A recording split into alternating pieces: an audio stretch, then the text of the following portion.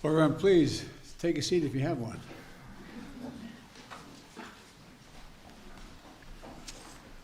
Well, it's great to see you all today. President Macron and I have had a chance to spend some time together.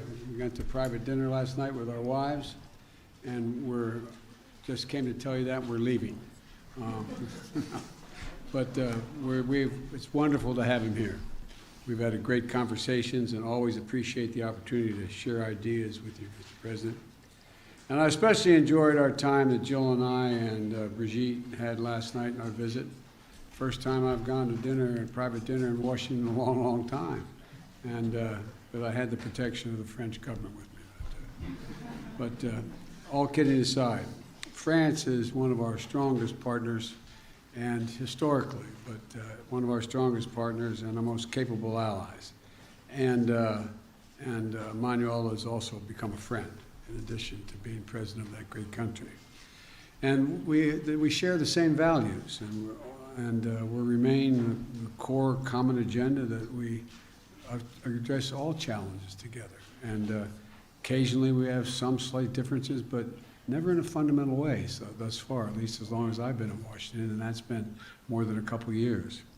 Today, we reaffirm that France and the United States, together with all our NATO allies and European Union and G7, stand as strong as ever against Russia's brutal war against Ukraine. We talked a lot about that in our bilateral meeting. And we'll continue the strong support to the people of Ukraine as they defend their homes and their families and their sovereignty and territorial integrity against Russian aggression, which has been incredibly brutal. I knew Russia was, but I didn't anticipate them being as brutal as they have been and what they've been doing. Many of the reporters in this room have been there themselves and covered from there, and they know what it's like. Today, we reaffirm that, as I said, we're going to stand together against this brutality. And we'll continue the strong support for the Ukrainian people as they defend their homes and their families and their nurseries, their hospitals, their sovereignty, their integrity, and against Russian aggression. And I want to thank you, Mr. President, for welcoming that the people of France have given to over 100,000 Ukrainian refugees. It's a mark of who you are as a people. And they're fleeing Putin's just barbarism. Putin thinks that he can crush the will of all those who oppose his imperial ambitions. But attacking civilian infrastructures in Ukraine, choking off energy to Europe to drive up prices, exacerbating the food crisis, that's hurting very vulnerable people, not just in Ukraine, but around the world. And he's not going to succeed. President Macron and I have resolved that we're going to continue working together to hold Russia accountable for their actions and to mitigate the global impacts of Putin's war on the rest of the world. The United States is helping Europe diversify away from Russian natural gas in the immediate term, and while accelerating our clean energy transitions, and we're going to continue working in close partnership with Europe as we move forward. I welcome the progress we've already made in many of these issues through the US-EU Task Force on Energy Security. And today, we also committed to deepening cooperation between France and the United States on civil nuclear energy through our bilateral clean energy partnership. Around the world, France and the United States are working to strengthen stability and security. We share the vision, the same vision in the Indo-Pacific. We're looking for one Indo-Pacific that's free and open, prosperous and secure. And we're going to continue to strengthen our cooperation to defend core international principles in the Indo-Pacific, including freedom of navigation and freedom of overflight. We're working together to support the Middle East that is more integrated, peaceful, and prosperous. And we want to particularly thank President Macron for his efforts to help bring about the historic maritime boundaries agreement between Israel and Lebanon. We also stand with the people of Iran. And then the French and the United States are working together and hold accountable those responsible for the human rights abuses to counter Iran's support for Russia's war and to ensure that Iran does not ever acquire a nuclear weapon. And as we in the United States are looking forward to hosting the upcoming U.S.-African Leaders Summit, President Macron and I understand Africa's influence and importance, and he has much to add. France has much to add. We're also going to deepen our engagement, listening to and working with our African partners to help strengthen the governance and security and economic opportunities across the continent and to tackle the global challenges of our time. Our partnership also extends to cooperating in outer space, from coordinating defenses and from coordinating defense of our space activities to strengthening scientific efforts to monitor Earth's changing climate. And we had a detailed discussion of the Inflation Reduction Act. I know none of you are curious about that, but we did talk about that a good deal. The United States and Europe share the goal of making bold investments in clean energy to meet the challenges of the climate crisis and to build the industries of the future, including batteries and green hydrogen. We agreed to discuss practical steps to coordinate and align our approaches so that we can strengthen and secure the supply chains, manufacturing, and innovation on both sides of the Atlantic. We ask our teams to follow up on this part as ongoing U.S.-EU consultation continues, because we can work out some of the differences that exist. I'm confident. France and the United States are also leading efforts to strengthen the global health and global health security. President Macron visits falls on the World AIDS Day, and I want to particularly highlight our joint effort to reach our goal of ending the AIDS epidemic by 2030. That is a goal we set, the goal we're going to accomplish, and the goal we're sticking with. And to do it, we have all the tools we need. We just have to make finishing this fight a top priority for not just the two of us, but for other nations as well. And that's why I'm proud to take the baton from you, President Macron, and host the Global Fund's 7th Replenishment Conference this year, building on France's strong record of leadership. We've raised $15.7 billion with the United States and France as the two largest contributors to the Global Fund, and it's going to save millions, literally millions of lives. If I listed all the areas where cooperation between France and the United States were delivering meaningful progress, we'd be here until dinner time. So let me just close by highlighting our long-term investment to deepen the ties between our people, particularly the U.S.-French Fulbright program, which celebrates its 75th anniversary and has facilitated thousands of exchanges between our students, our educators, over the last decades. It's been critical to our relationship. It's a key part of ensuring that the future of this vital alliance remains strong and vibrant for generations to come.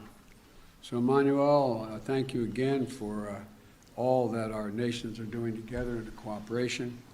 My administration has built our foreign policy around the strength of our alliances, and France is the very heart of that commitment. So merci, my friend, and I look forward to continuing to work with you. And as I used to say in the body I worked in a long time, in the United States Senate, the floor is yours. Merci, Monsieur le Président. Monsieur le Président. Thank you, Mr. President. Mr. President, dear Joe, thank you ever so much for these words that very much reflect the discussions we just had. But most importantly, thank you very much for your warm welcome. And indeed, together with my wife, Brigitte, we were very pleased to share this moment together with you and your spouse last night. And let me tell you how honored and moved we are, both my delegation and myself, to be here, invited by you on the occasion of this first state visit by your administration. And regarding this relationship, we said it this morning, and you just said it again, this heritage is based on life sacrifice, on so much. And I would like to say that over centuries, every time there was something vital at stake, we were there, one for the other, without any doubt, without any hesitation. And this is very much what should structure the rest of it. It is this spirit that is prevailing in the current circumstances since last February. And I did not repeat what President Biden perfectly described. And dear Joe, indeed, you very much describe what we're doing together in Ukraine. We clearly condemn this war immediately. We led all the diplomatic actions to condemn this war, the war crimes committed by Russia on the Ukrainian soil, and we support both the Ukrainian army that is resisting, the Ukrainian population resisting as well. And please allow me here to very much thank the United States of America for all the support provided, because this war is impacting the European soil even more directly, and you've chosen to invest so much to contribute to this joint effort.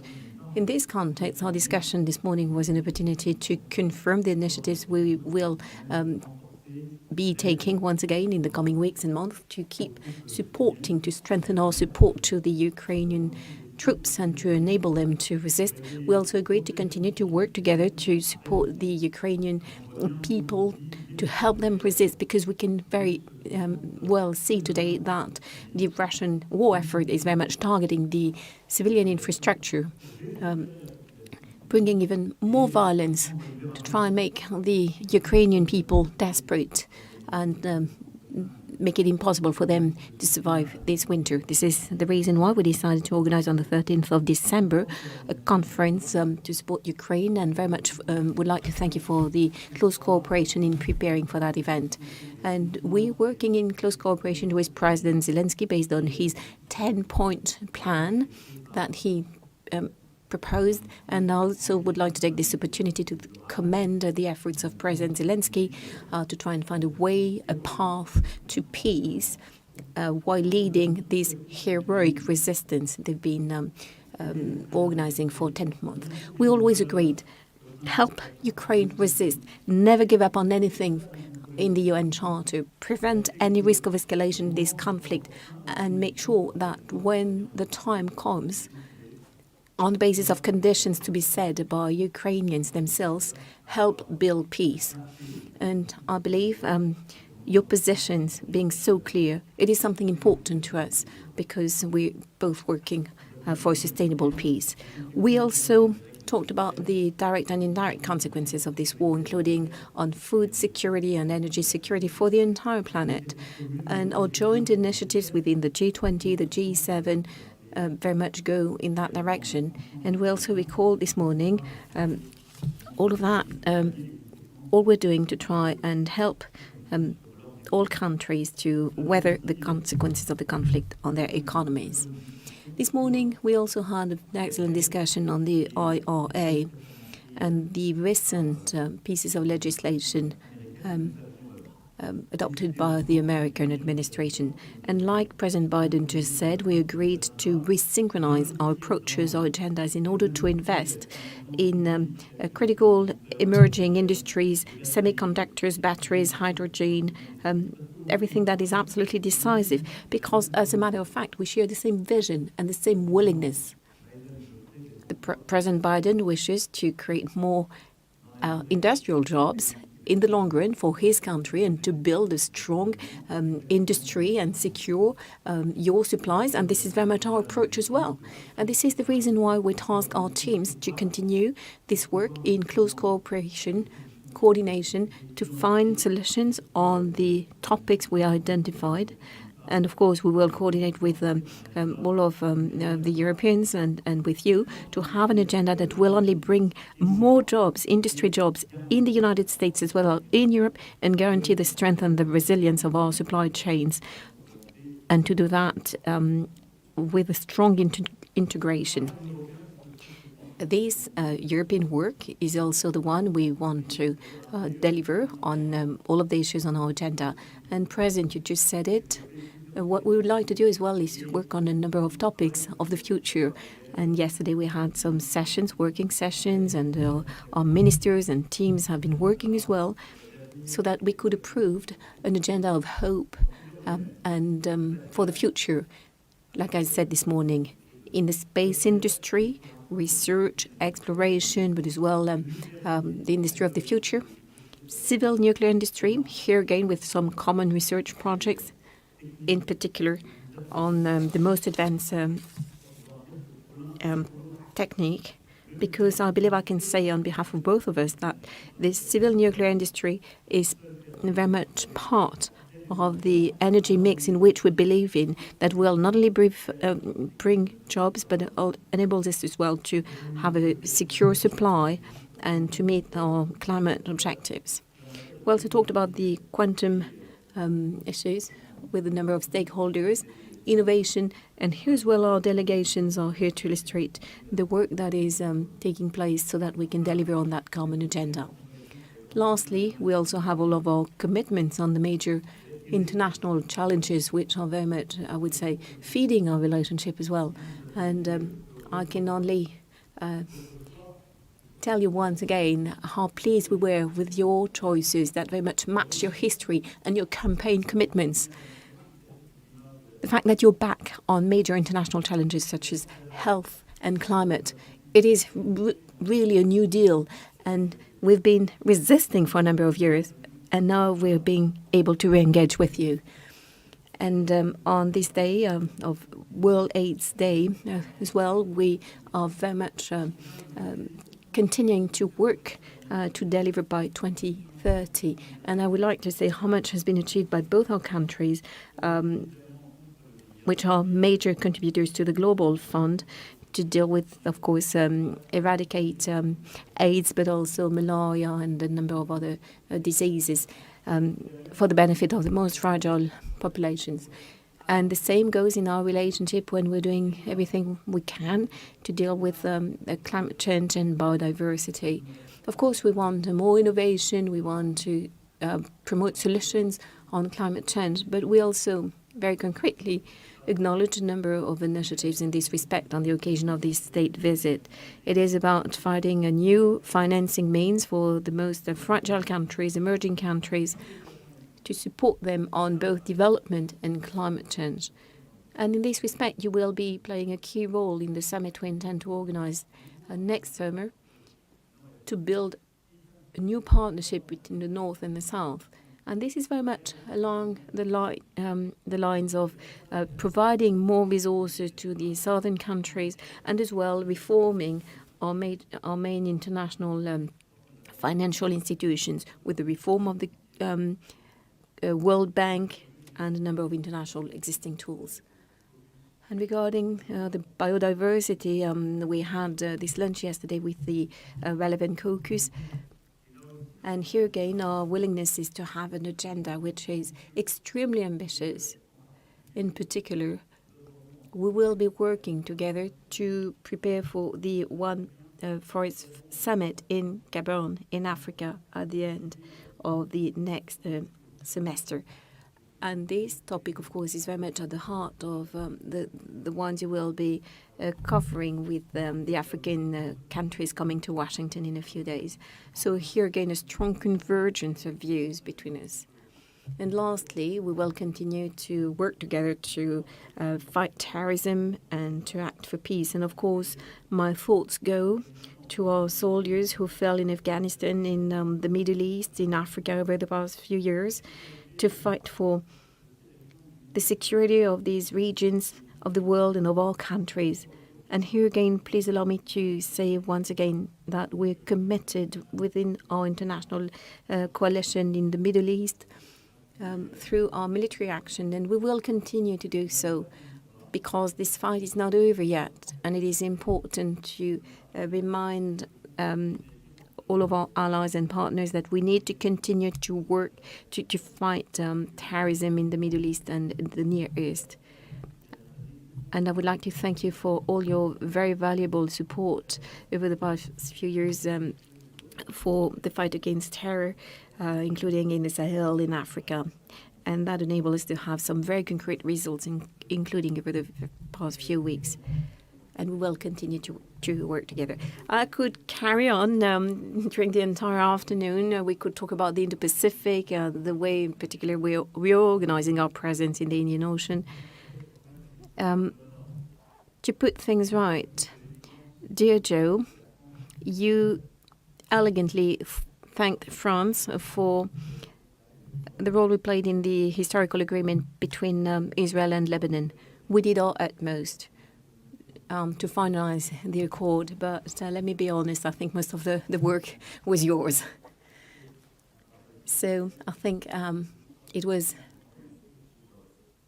a work of the utmost importance, and Lebanon is so dear to us, and they needed this accord in the context of everything that is still on the agenda for Lebanon in the coming weeks and months. Ladies and gentlemen, I very much meant to thank President Biden, because what he said, I can say it as well. You're not just a leader with whom we share many values, many battles. You're someone with whom we are having some very frank and respectful discussions on any topic.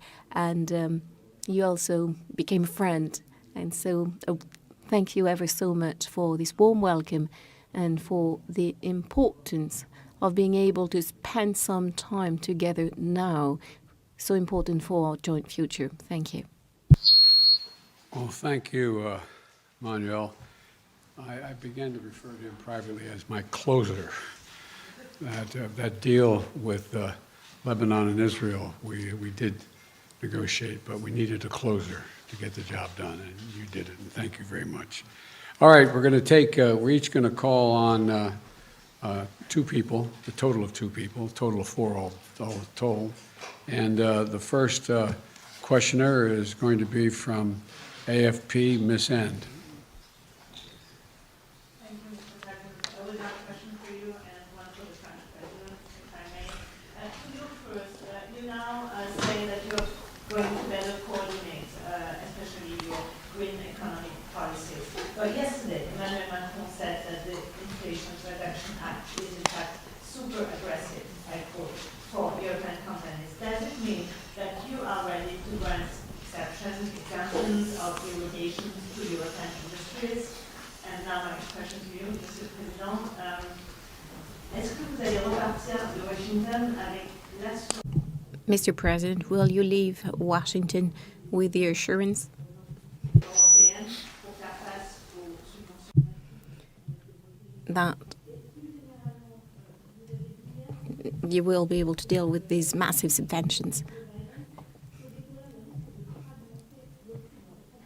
The journalist doesn't have a microphone. So you think there's a risk of generating divisions?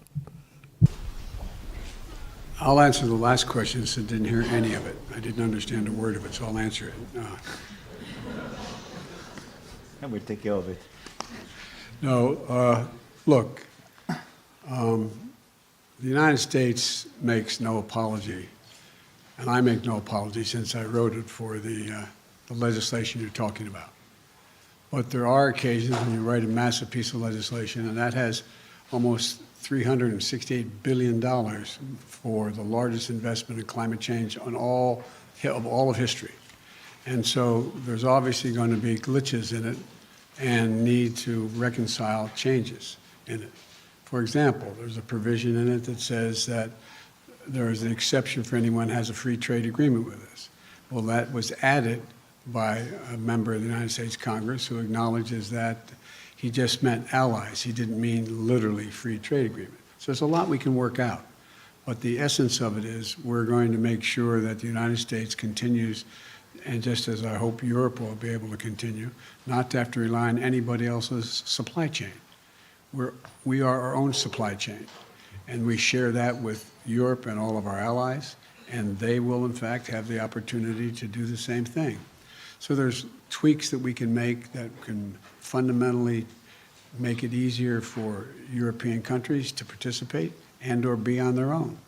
But that is something that is a matter to be worked out. There is no fundamental, it was never intended when I wrote the legislation, never intended to exclude folks who were cooperating with us. That was not the intention. The intention was to make sure we're no longer in a position when there was a pandemic in Asia and China decided they're going to no longer sell us computer chips. We invented the damn things, so it's, anyway, but my point is we're back in business. Europe is back in business, and we're going to continue to create manufacturing jobs in America, but not at the expense of Europe. Ce que nous avons échangé avec what we've been discussing with President Biden and what, as a matter of fact, he just said, and that's what I talked about with the caucus yesterday. That's simple. The United States of America adopted a piece of legislation for their country, for their industry, which with a common objective goal that we share: creating jobs, creating opportunities for the middle class, and succeeding in implementing the energy transition. The reality is that the consequences, as we've seen in our discussions, it is certainly not the intention of the United States, but as a matter of fact, projects that were growing, being developed in Europe, there's such a difference in subsidies that these projects might come to an end. And a number of senators yesterday said it was certainly not their intention. So France simply did not come to ask for an exemption or another for our economy, but simply to discuss the consequences of this legislation. And the news, the circumstances mean that we have no alternative but to work together. So therefore, I believe we need to resynchronize, as I say, find a new policy to clarify our goals and continue together. And the discussion we had this morning was extremely clear. And I could feel the very same intent on behalf of the members of the Congress yesterday. The wish of President Biden is to rebuild a strong industry here and to have somehow to secure some technology solutions for the future. France wishes exactly the same thing for itself. And we've been fighting day in, day out to do the very same thing in our country. And this enabled us to put an end to some 15 years of industry loss in our country and to have new manufacturing jobs. And so we'll be working on that, and we decided to do that together with the other members of the European Union and the European Commission. So we will work on the technical elements to make sure that there is no domino effect on ongoing projects in Europe. We want to succeed together, not one against the other. It's been clear. This is the outcome of our discussions this morning, and this is exactly the philosophy that I share, and it is the one that we need. Bonjour, messieurs les présidents. William Galli. President William Galibert on behalf of RTL Radio. In French, President Biden will say there is no love, there is only proof of love. Do you feel that your French friend will go home very much reassured? Do you feel you were able to reassure your European friends? And to be more precise, President Macron, do you have some specific deadlines or specific industries in relation to which you're hoping to have some adaptation of the economic policies of the United States? Well, first of all, to be very clear, we have some work to do with the Europeans on semiconductors, hydrogen, batteries. Our industry, we will continue to move forward as Europeans. And we're not here simply really to ask for proof of love. We came to agree on a strategy and to clarify what was necessary to clarify. And we did. Now we're conducting our own work, and we can't ask the United States of America to adopt whatever rules would be necessary to deal with all issues in Europe. But we need to have the same ambition and very much synchronize. And in addition, we clarified things today, and there are already a number of discussions frameworks, and it is in the coming weeks and months that we will deal with that, and fairly quickly, because these projects are ongoing. So for me, there is some very clear strategy. We've had some very frank discussions, and I believe accordingly that in the coming days, the discussions we will be having with the European Commission, the discussions we'll have in close cooperation with our German partners and others will enable us to very much clarify all of this without any difficulty. So I'm going home confident, but as well lucid as to what remains to be done on the European side, which is a good thing. I'm confident. It's my answer.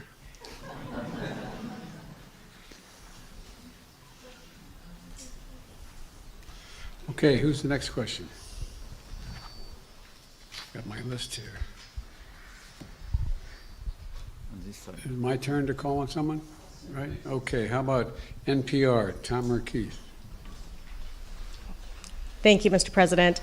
I have a domestic question for you, and then Mr. Macron, I have a question for you about Ukraine. But first, President Biden, do the freight rail workers deserve more than 1 day of paid sick leave, like millions of Americans have? And if so, why didn't you negotiate for that when you were helping to negotiate that contract that you now want Congress to impose? I love you guys. I negotiated a contract no one else could negotiate. The only thing that was left out was whether or not it was paid leave. You know, I've been trying to get paid leave, not just for rail workers, for everybody. But that other team, they're called the Republicans, they voted against it. They said we couldn't do it. We're one of the few nations in the world that don't have paid leave for our workers.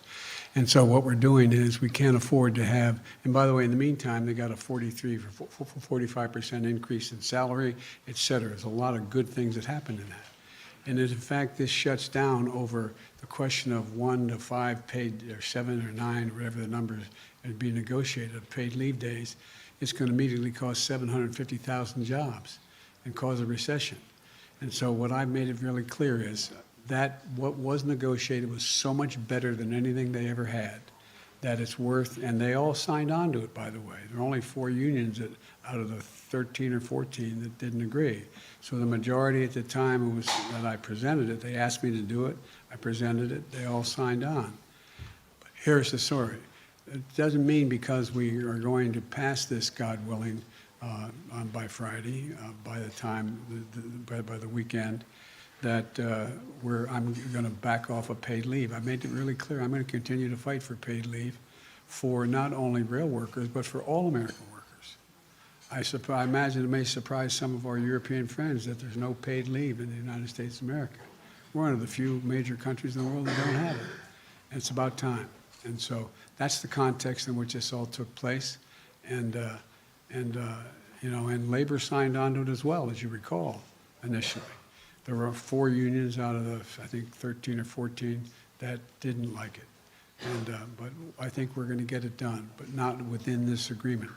Not within this agreement. We're going to avoid the rail strike, keep the rails running, keep things moving, and I'm going to go back and we're going to get paid leave, not just for rail workers, but for all workers. President Macron, President Biden is asking Congress for $38 billion of additional funding for support for Ukraine. There's been some pushback from Republicans in Congress saying that they cannot continue to write a blank check. So do you have confidence that the United States will be able to continue supporting Ukraine's defense in the way it has over the past year, in the months going forward? And did you talk to President Biden about trying to urge Ukraine to negotiate to end this war, especially with winter bearing down and the effects on energy prices? Look, I do thank President Biden and his administration for the great commitment they had vis-à-vis Ukrainian people. And let me just say that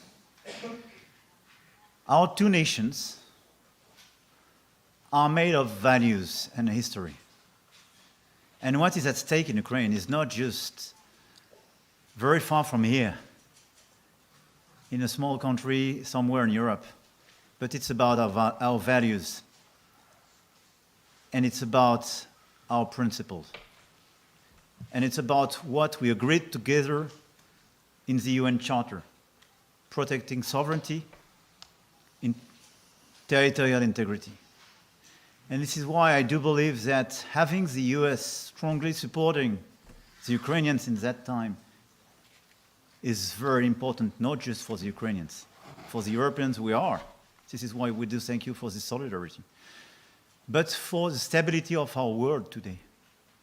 Because if we consider that we can abandon the country and abandon the full respect of these principles, it means that there is no possible stability in this world. So I think it's extremely important to have you so much committed. So I'm confident because I think your people and your representative do endorse and understand these objectives. We will follow up our own support We increased our military support. We increased our economic support. We are increasing our humanitarian support. And for the second question you raised, let me tell you that we will never urge the Ukrainians to make a compromise which will not be acceptable for them. Because they are so brave and they defend precisely their lives, their nation, and our principles. And because it will never build a sustainable peace. If we want a sustainable peace, we have to respect the Ukrainians to decide the moment and the conditions in which they will negotiate about their territory and their future.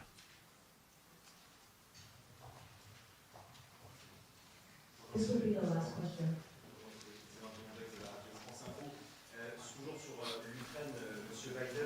Emmanuel Macron doit s'entretenir dans les prochains jours, les prochaines semaines avec Vladimir Poutine. Le lien est maintenu depuis le début de la guerre. Vous n'avez pas toujours été d'accord avec cela. Est-ce qu'aujourd'hui vous approuvez?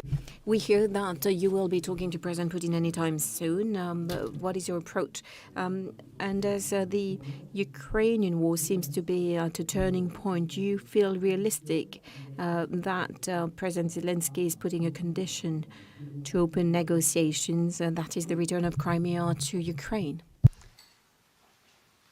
Look, there's one way for this war to end, the rational way. Putin to pull out of Ukraine, number one. But it appears he's not going to do that. He's paying a very heavy price for failing to do it, but he's inflicting incredible carnage on the civilian population of Ukraine, bombing nurseries, hospitals, children's homes. It's sick what he's doing. But the fact of the matter is, I have no immediate plans to contact Mr. Putin. Mr. Putin is, let me choose my words very carefully. I'm prepared to speak with Mr. Putin if, in fact, there is an interest in him deciding he's looking for a way to end the war. He hasn't done that yet. If that's the case, in consultation with my French and my NATO friends, I'll be happy to sit down with Putin to see what he has in mind. He hasn't done that yet. In the meantime, I think it's absolutely critical what Emmanuel said. We must support the Ukrainian people. The idea that Putin is ever going to defeat Ukraine is beyond comprehension. Imagine them trying to occupy that country for the next 2, 5, 10, 20 years, if they could. He's miscalculated every single thing he initially calculated. He thought he'd be greeted with open arms by the Russian-speaking portions of the Ukrainian population. Go back and read his speech when he invaded, when I said they were going to invade, and they did when we said they were. Go back and read the speech he made. He talked about him with needing to be another Peter the Great. He talked about the need for the people that Kyiv is the mother lode of Russian identity in the beginning, et cetera, et cetera. He's just miscalculated across the board. And so the question is, what is his decision? How does he get himself out of the circumstance he's in? I'm prepared, if he's willing to talk, to find out what he's willing to do, but I'll only do it in consultation with my NATO allies. I'm not going to do it on my own. Thank you. Sur la question que... Regarding your question and the preconditions or the conditions set by the Ukrainian president, I believe that what is important for all of us to look at is that as Ukraine is resisting, suffering from war crimes, attacks on their civilian infrastructure, leading counteroffensive, President Zelensky presented a 10-point peace plan. So we, I believe, very much need to continue to engage with him because there is a genuine willingness on behalf of Ukraine to discuss these matters, and we acknowledge it and we commend it.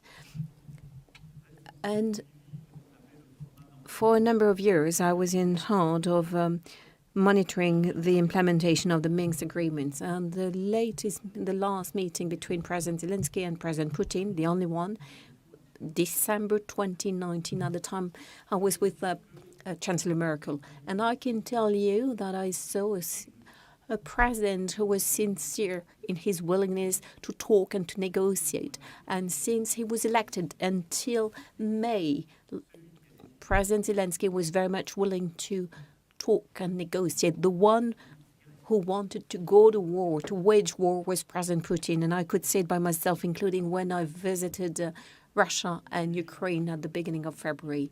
So it's only legitimate that President Zelensky sets some conditions to talk. We need to work on what could be into a peace agreement. But it is for him to tell us when the time comes and what the choices of the Ukrainians are. So once this has been said, indeed, I will continue to talk to President Putin. And as a matter of fact, we talked about it this morning with President Biden, because we constantly as well try to prevent escalation and to get some very concrete results. So I will talk to him about security and safety of nuclear plants in the areas that are being claimed, including Zaporizhzhia in particular. And over the past few months, we did some work on the Chernobyl nuclear plant. And there's some outstanding work ongoing, which is very important by Mr. Grossi and his agency, the IAEA. So we will continue. Thank you so much. Ladies and gentlemen, distinguished guests, please remain in your seats until the official delegations have departed.